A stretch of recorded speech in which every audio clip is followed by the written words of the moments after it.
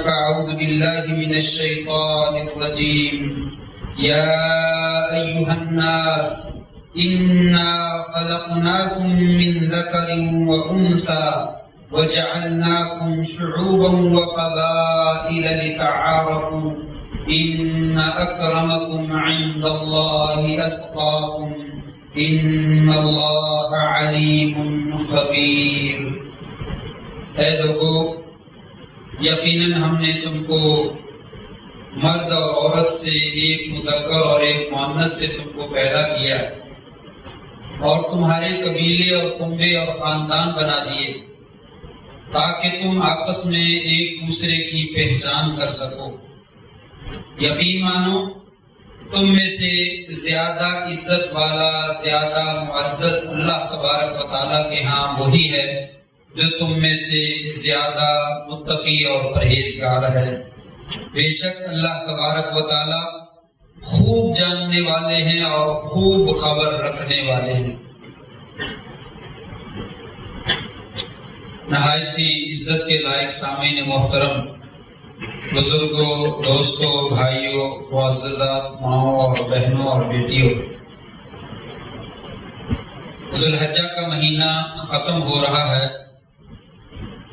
ذو الحجہ کے مہینے میں کئی موضوعات مناسب ہوتے ہیں کہ ان کا تذکرہ کیا جائے، لیکن ان میں سے انتخاب کرنا بسا اوقات مشکل ہو جاتا ہے۔ ایک یا دو جمعوں میں تقریباً سارے موضوعات کا احاطہ کرنا مشکل نہیں بلکہ ناممکن ہو جاتا ہے۔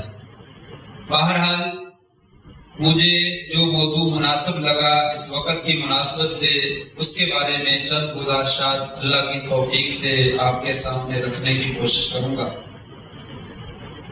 ذو الحجہ میں پوری امت مسلمہ میں سے بہت سارے لوگ حج ادا کرتے ہیں اور حج ادا کر کے خیر و عافیت سے الحمدللہ اکثر لوگ جو ہے وہ اپنے گھروں میں واپس جا چکے ہیں۔ اللہ سے دعا ہے اللہ تبارک و تعالیٰ ان کا حج اپنے دربار میں مقبول و منظور فرمائے۔ اور کچھ لوگ گرمی کی شدت کی وجہ سے یا بیماری کی وجہ سے یا بڑھاپے کی وجہ سے وہاں پہ فوت ہو گئے، اللہ تبارک و تعالیٰ ان کا اللہ کے رستے میں موت دینا قبول فرما لے۔ بہت سارے لوگوں نے خام خواہی پروپیگنڈا کیا کہ وہاں سہولیات نہیں ہیں، ایسا ہے، یہ ہے، وہ ہے۔ سہولیات تو چند ہزار کے مجمع میں اگر نہ ہوں تو چند ہزار کے مجموع میں ہزاروں موتیں واقع ہو جاتی ہیں۔ جہاں پہ 25-30 لاکھ افراد کا ایک بہت بڑا جمگٹا ہو، وہاں پہ اگر چند ہزار لوگ فوت ہو جاتے ہیں تو یہ کوئی بہت بڑی بات نہیں ہے۔ خام خواہی چھوٹی سی بات کو بہت بڑا بنا دینا یہ ہمارے ہاں بڑا معمول چلتا ہے۔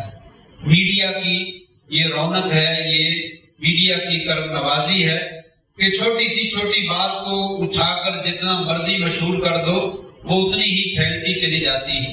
حالانکہ کتنے ہی بزرگ ہیں جو ہمارے ہاں یہاں پہ گھروں میں رہتے ہوئے گرمی کی تاب نہ لا کر اللہ کو پیارے ہو جاتے ہیں، اور وہاں پہ جہاں پہ لمبا سفر کرنا ہے اور خوب عبادت کرنی ہے اور کھانا پینا اور آب و ہوا مختلف ہو جاتی ہے، وہاں پہ بزرگوں کا، بیماروں کا، چند 100 افراد کا فوت ہو جانا یہ کوئی معنی نہیں رکھتا ہے۔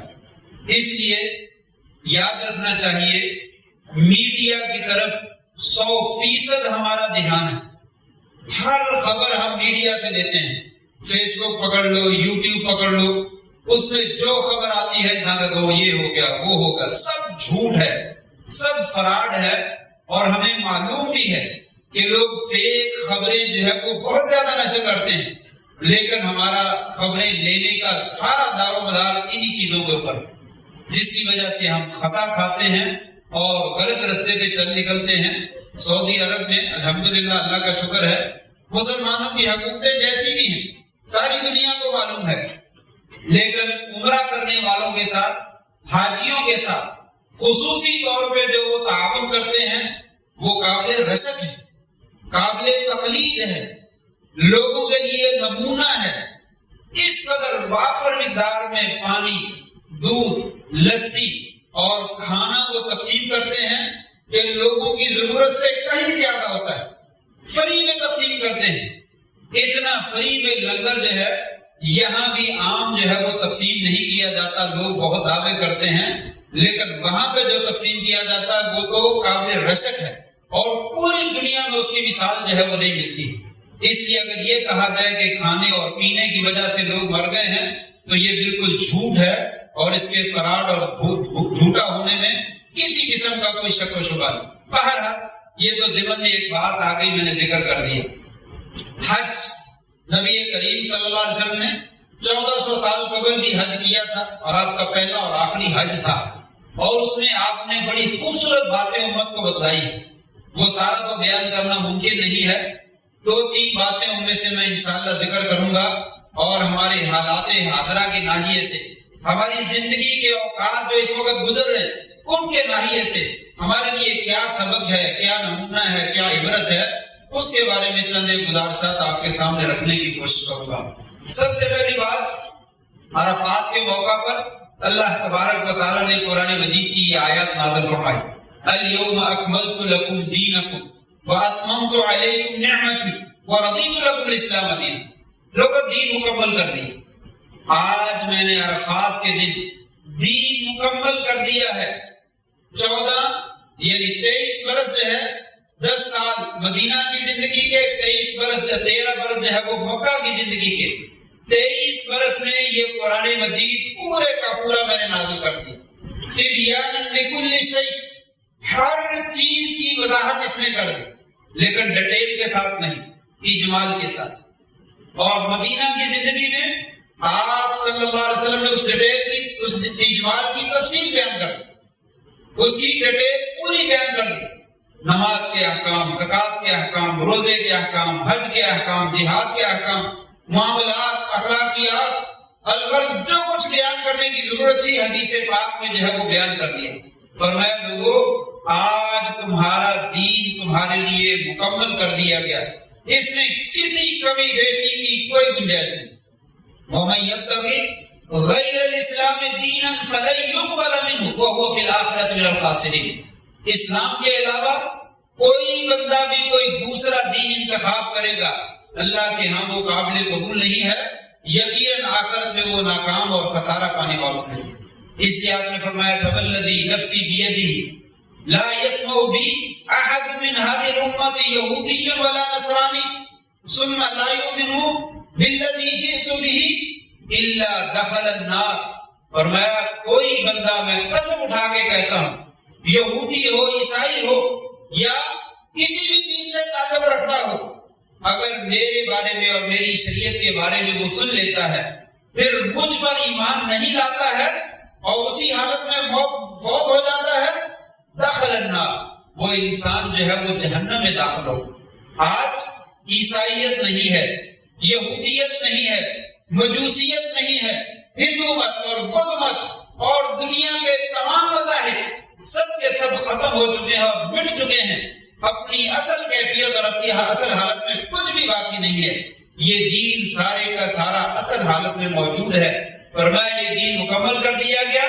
آج یہی دین تمہاری دنیا اور آخرت میں کامیابی کا ذریعہ، اس کو اختیار کرو. افسوس کے ساتھ کہنا پڑتا ہے ہمارے تبلیغی بھائی اور بہت سارا دیندار طبقہ غیر مسلموں کو تو دیندار بنانے کی کوشش کرتا ہے، تبلیغ کرتا ہے کہ وہ مسلمان ہو جائیں اور جہنم میں جانے سے بچ جائیں. بہت اچھا عمل ہے، خوبصورت عمل ہے، لیکن کبھی نہیں سوچا کہ آج وہ دین ہم میں بھی موجود نہیں ہے، مسلمانوں میں بھی وہ دین موجود نہیں ہے. جو دین ہم کافروں کو دینا چاہتے ہیں وہ کون سا دین دینا چاہتے ہیں جس کو ہم نے خود نہیں اپنا رکھا؟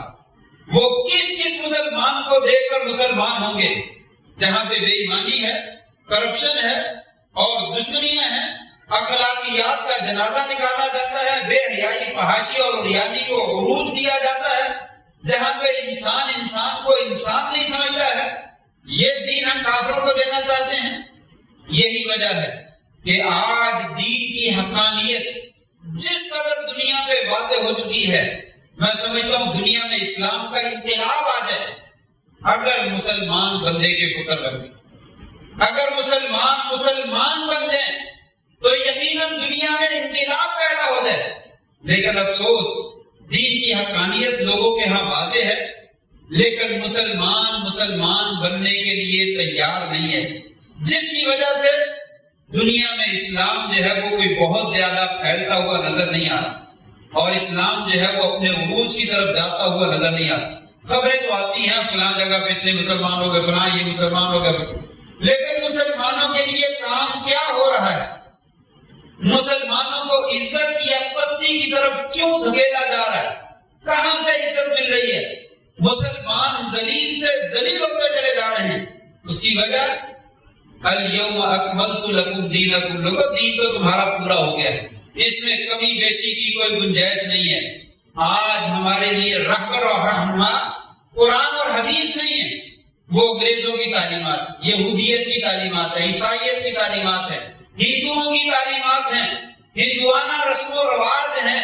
ہم آج صرف انہی مذاہب سے اور انہی رسم و رواج سے باہر نہیں نکل سکے، جس کی وجہ سے آج مسلمان ذلت اور پستی کا شکار اور کامیابی اور کامرانی دور تک اس کا کوئی نام نشان نظر نہیں آتا. ضرورت اس بات کی ہے اس دین کو مکمل سمجھا جائے اور آئیے اسی دین کی طرف بڑھ لیے.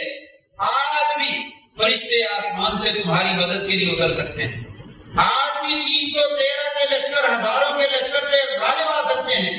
15 20 ہزار کے لشکر 2 لاکھ اور 3 لاکھ کی فوج سے ٹکرا سکتے ہیں.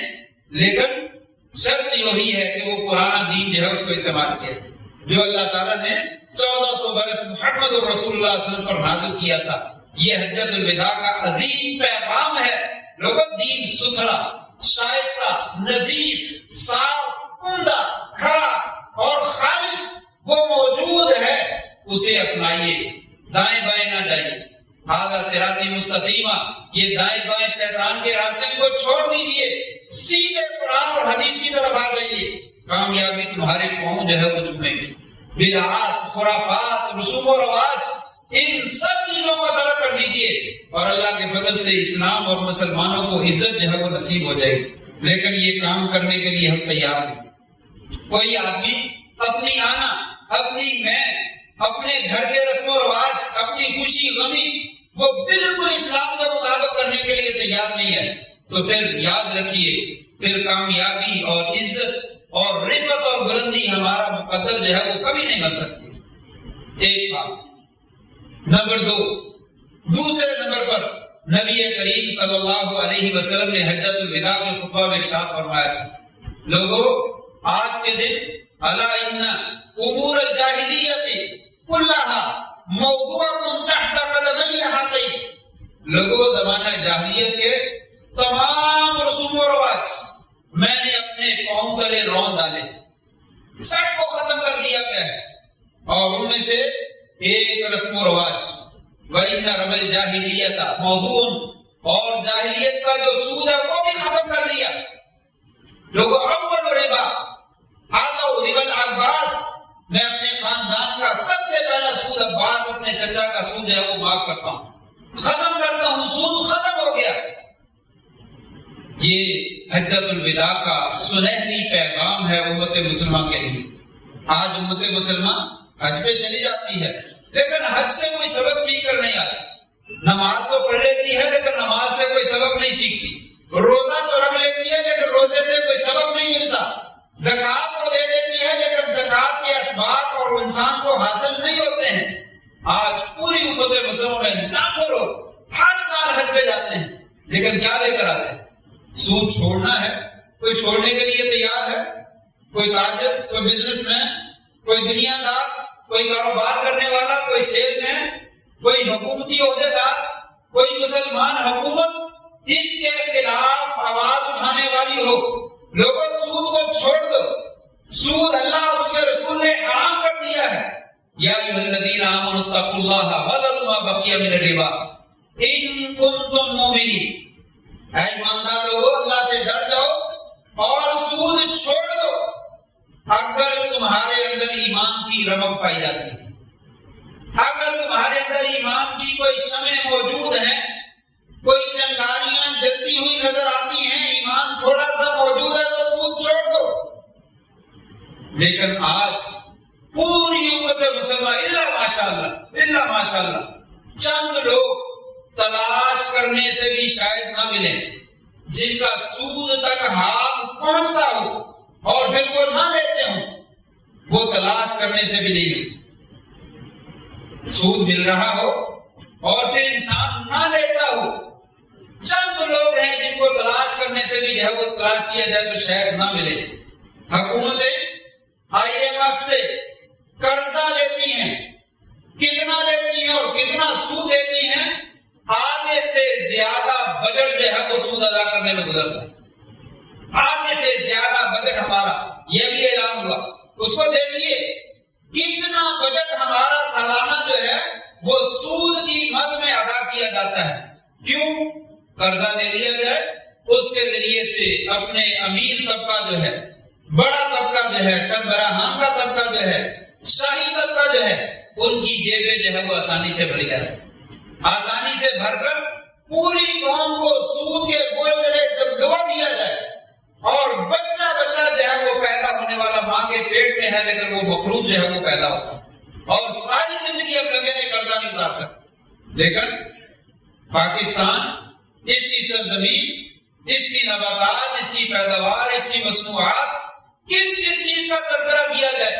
ایک چیز ایسی ہے اس سے دنیا جہان کے قرضے اتارے جا سکتے ہیں. لیکن دین سے ہمارا کوئی تعلق ہو تو پھر ہے نا.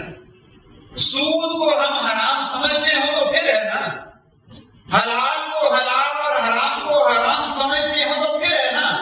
چھوٹے میاں تو چھوٹے میاں، بڑے میاں سبحان اللہ، کوئی بندہ بھی حلال اور حرام جو ہے اس کی تمیز کرنے کے لیے تیار نہیں. الا ماشاءاللہ کسی کو تصور ہی نہیں ہے اس دنیا میں رہتے ہوئے، جس دنیا میں زندگی اور موت اتنی تیز ہو چکی ہے کہ انسان کو پل بھر کی خبر نہیں ہے.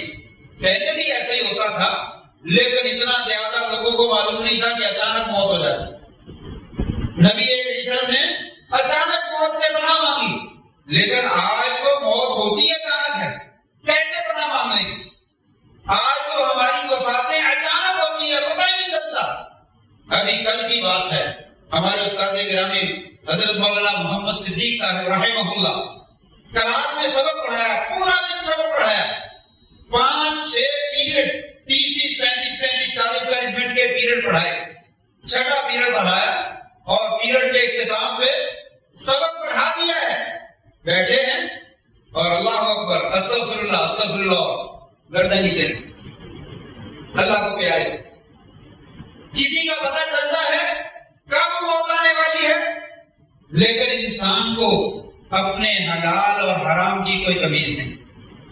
اس زندگی کے لیے، جس زندگی کا انسان کو ذرہ برابر احساس ہی نہیں ہے کہ وہ کب ختم ہو جانے والی ہے، اس کے لیے انسان حرام کی کمائی کر کے پتہ نہیں کتنے ڈھیر لگائی جا رہا ہے اور قوم کو تباہی، ذلت اور پستی کے گڑھے میں جو ہے وہ گراتا چلا جا رہا ہے. یہ کون ہے؟ قوم کے ملا ہیں، قوم کے محافظ ہیں، قوم کے راہبر ہیں، قوم کے رہنما ہیں. ہزاروں ڈالر سود کے اوپر قرضہ لے کر صرف اپنی جیبیں گرم کر کے قوم کو سود کی دلدل میں جو ہے وہ دھکیلا جا رہا ہے.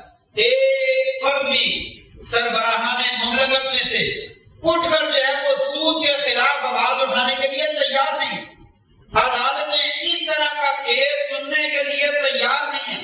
جج حضرات جو بڑا دعویٰ کرتے ہیں ہم انصاف کو فراہم کرتے ہیں، اس طرح کے معاملے میں خود ہینڈل کرنے کے لیے تیار نہیں. حالانکہ سود سے نکل جائے یہ قوم ترقی کر جائے، یہ قوم کامیاب ہو جائے گی. لیکن سود کے اوپر تو ہماری معیشت ہے، ہماری روٹی لگی ہوئی ہے سود کے اوپر. غریب مرتا ہے تو مر جائے، کوئی پرواہ نہیں ہے، ہماری روٹی تو چل رہی ہے نا. سود لے لو، ہم نے کون سا ادا کرنا ہے؟ ادا تو قوم نے کرنا ہے. قرضہ لے لیں گے، اسی میں سے آدھا قرضہ سود کی ادا کر دیں گے، آدھا قرضہ اپنی جیب میں ڈالا جائے گا. غریب بلوں کے ظلم میں پستے ہیں تو پستے چلے جائیں، ہمیں کوئی پرواہ نہیں ہے. جب ایسی ہے کیفیت کیفیت اور ایسی حالت پیدا ہو جائے تو پھر دین کی دشمنی میں اور کون سا کام ہے جو یہ قوم کرنا چاہتی ہے؟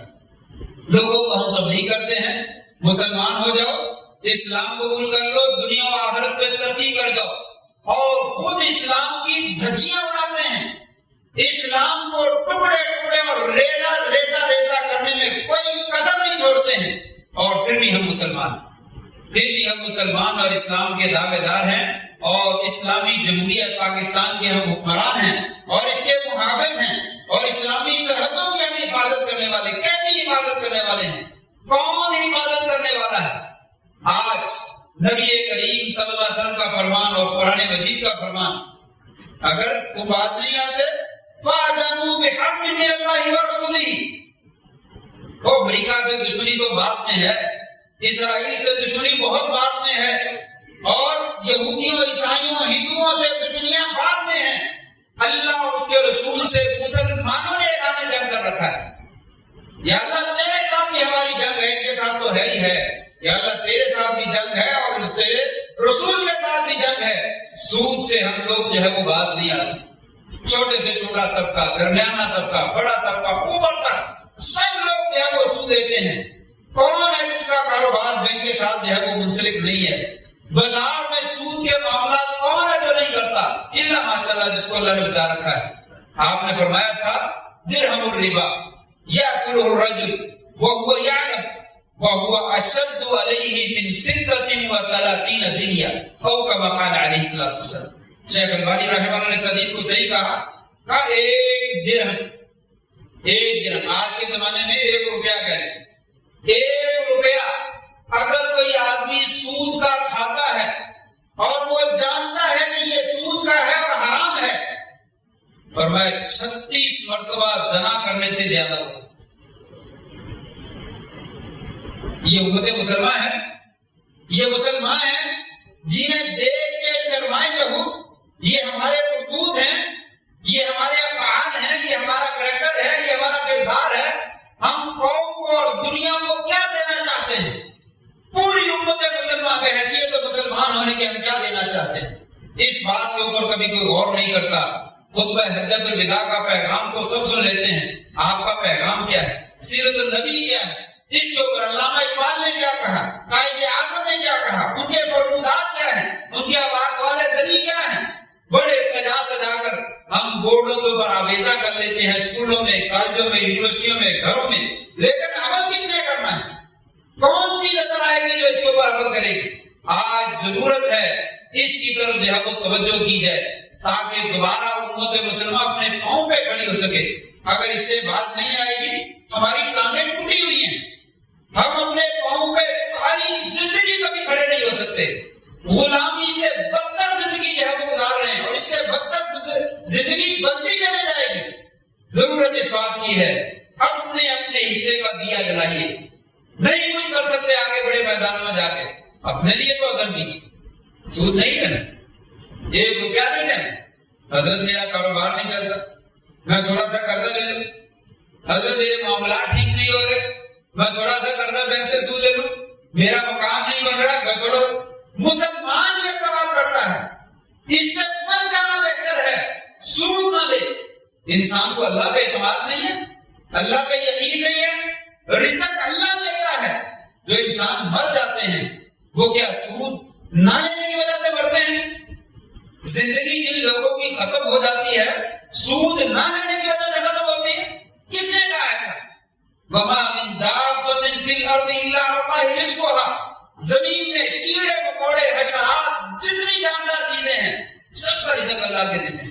اور اللہ تبارک و تعالیٰ نے کوئی وعدہ نہیں کیا میں نے لوگوں کو بھوکا ماروں، ایسا کوئی وعدہ نہیں۔ وہ رزق دیتا ہے، کبھی ہوتا ہے ہزاروں لاکھوں کروڑوں انسانوں میں کوئی انسان بھوکا مر گیا، اس کے اور بھی کئی اسباب ہو سکتے ہیں، لیکن اللہ تبارک و تعالیٰ عموماً قوموں کو بھوکا جو ہے وہ نہیں مارتے ہیں۔ اس لیے مسلمان کا فریضہ بنتا ہے کبھی سوال بھی نہ کرے میں سود لے لوں۔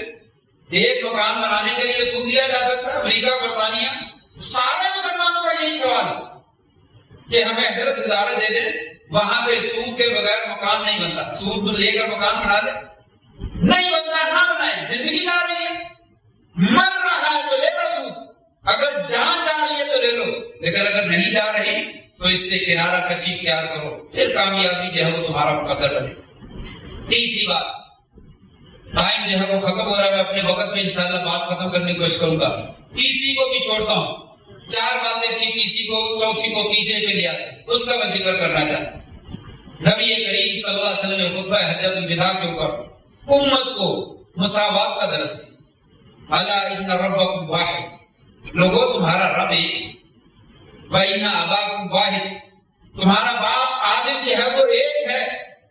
الا لا فضل لعربی علی عجمی، کسی عربی آدمی کو کسی اجمی آدمی کے اوپر کوئی فوقیت اور کوئی برتری حاصل نہیں، ولا لعجمی علی عربی، اور کسی اجمی آدمی کو عربی کے اوپر کوئی فوقیت حاصل نہیں، ولا لأحمر علی اسود، کسی سرخ رنگ والے کو کالے رنگ والے کے اوپر کوئی فوقیت حاصل نہیں، ولا لأسود علی احمر، اور کسی کالے آدمی کو سرخ رنگ والے آدمی کے اوپر کوئی فوقیت حاصل نہیں۔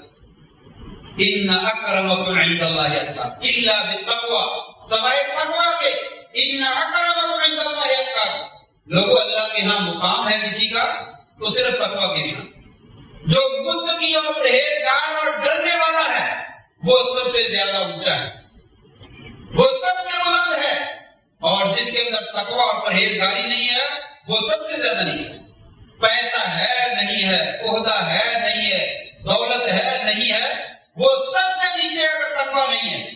فرمایا لوگوں تمہارا دین ایک، قرآن مجید ایک ہے، تمہارا نبی ایک ہے، بیت اللہ میں حج کرنے جاتے ہو تمہارا لباس ایک ہے، تم تلبیہ پڑھتے ہو تمہارا شعار ایک ہے، تم طواف کرتے ہو تو ایک ہی گھر کا طواف کرتے ہو۔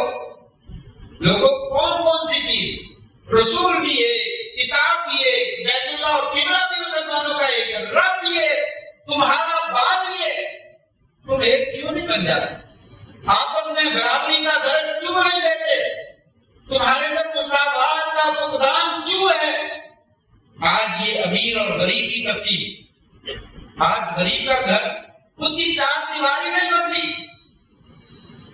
غریب کی 4 دیواری اور چھت نہیں بنتی، اور اس ملک کے اشرافیہ ان کے گھروں کے آگے بھاڑے لگی ہوئی ہیں، ہزاروں نہیں لاکھوں روپے کی، کروڑوں روپے کی بجلی تاریں ان کی دیواریں بنا کر ان کی تاریں اوپر لگا دی گئی ہیں۔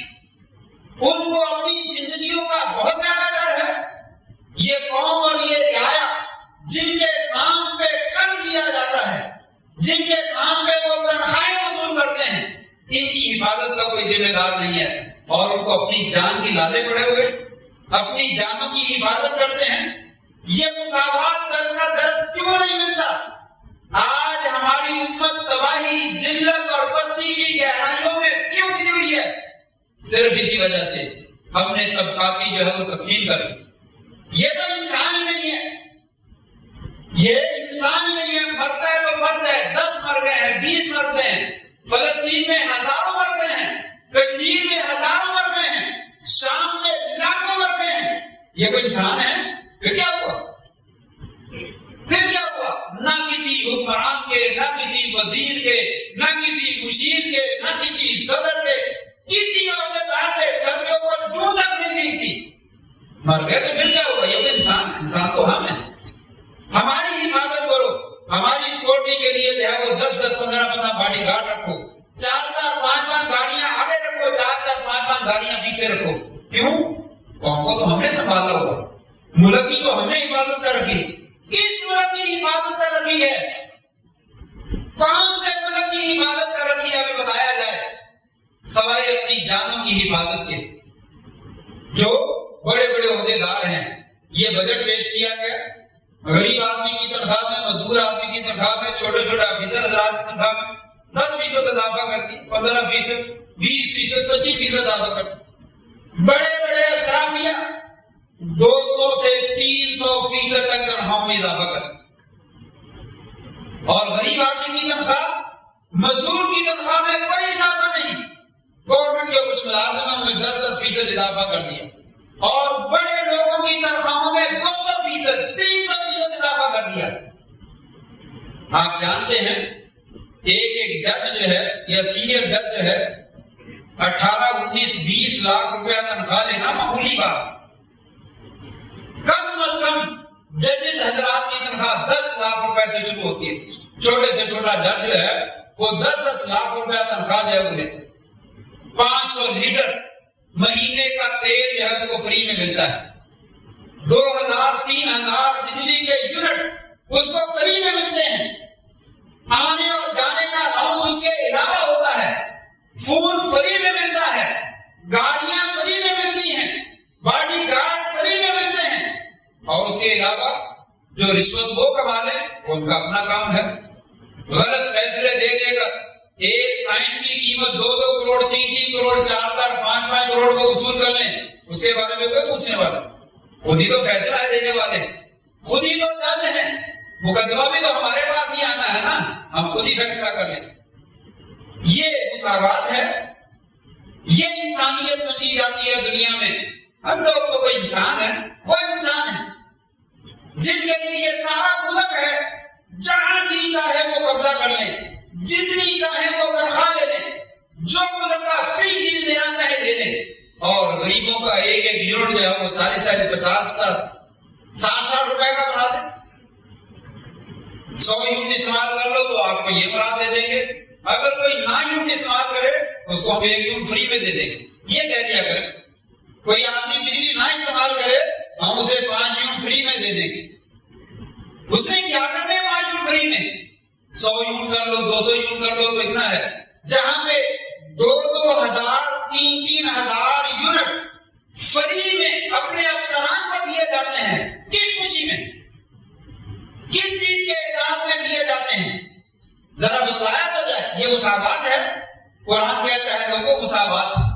آخری حجت الوداع کا پیغام ہے مساوات ہے. بات پھر آگے چلے گی, میں نے کہا تھا وقت پہ ختم کروں گا لیکن بات لمبی ہوگی. حضرت ابوبکر صدیق رضی اللہ تعالیٰ عنہ ملازمت پہ چلے. عمر نے کہا کہاں جا رہے؟ کہا مزدوری کرنے جا رہا. کہا اس وقت قوم کے خلیفہ ہو, تم کام کرنے جاؤ گے تو پیچھے قوم کو کون سنبھالے گا؟ کہا پھر؟ کہا بیت المال سے تنخواہ مقرر کر. کہا جو ایک مزدور کی تنخواہ ہے وہ تنخواہ میری مقرر کر.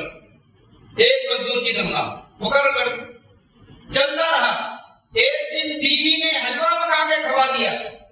کہا یہ حلوہ کہاں سے ہے؟ کہا جو بیت المال سے آٹا آتا ہے اس میں سے تھوڑا تھوڑا روزانہ بچا لیتی تھی. آج کچھ جمع ہو گیا, میں نے سارے کا حلوہ بنا دیا. بیت المال میں گئے اور جا کر اس کے مشیر سے کہا اتنا آٹا ہمارے راشن میں سے اور کم کر, ہمارا اس سے کم پہ اوپر گزارا ہو جاتا ہے. یہ انسانیت ہے, یہ انسانیت ہے. اس طرح کی سینکڑوں مثالیں موجود ہیں جو دی جا سکتی ہیں لیکن وقت ختم ہو گیا ہے. آج ہم میں احکامات موجود ہیں لیکن ان کو اپنانے کے لیے کوئی تیار نہیں ہے. مسلمان کا دعویٰ تو کرنے کے لیے تیار ہیں, لوگوں کے پیسے بھگورنے کے لیے, جمع کرنے کے لیے, اپنی جو ہے وہ عزت اڑان اونچی بنانے کے لیے اپنے آپ کو مسلمان کا دعویٰ کرتے ہیں. مگر نہ اسلام نام کی چیز ہمارے اندر کوئی موجود نہیں ہے. پھر تمہاری داستان تک نہ ہوگی داستانوں میں. واپس پلٹ آؤ. اگر جو ہے وہ تم اللہ تعالیٰ کے یہاں سرخور ہونا چاہتے ہو, نہیں ہوگے تو شام کا حشر ہمارے سامنے ہے, یمن کا, عراق اور ایران کا, اور اس کے بعد یہ فلسطین اور یہ کشمیر, یہ ساری شکلیں ہمارے سامنے ہیں. پھر تمہاری داستان تک نہ ہوگی داستانوں میں. اللہ تبارک تعالیٰ ہماری حفاظت فرمائے, ہمیں اپنے دین کی طرف واپس پلٹنے کی توفیق نصیب فرمائے. وآخر دعوانا الحمدللہ رب العالمین.